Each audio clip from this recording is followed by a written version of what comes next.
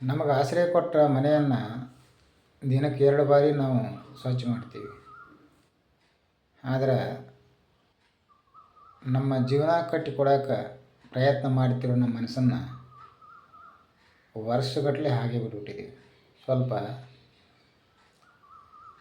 ಆ ಮನಸ್ಸನ್ನು ದಿನಕ್ಕೆ 1 ಸಾರಿ ಆದರೂ ಸ್ವಚ್ಛ ಮಾಡುವಂಥ ಪ್ರಯತ್ನ ಮಾಡಬೇಕು. ಈಗ ಮೊಬೈಲು ಮನುಷ್ಯ ನಿರ್ಮಿತವಾದಂಥದ್ದು ಇದು.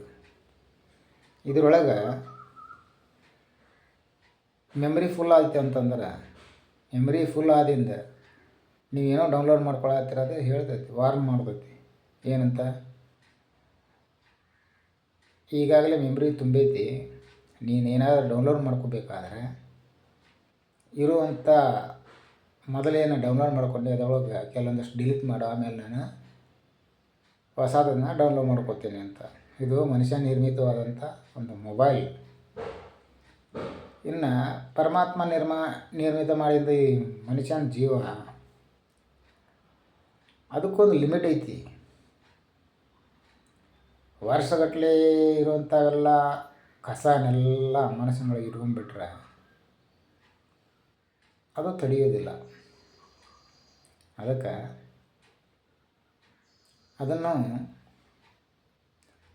ಸ್ವಚ್ಛ ಮಾಡುವಂಥ ಕೆಲಸ ಆರಂಭ ಮಾಡಬೇಕು.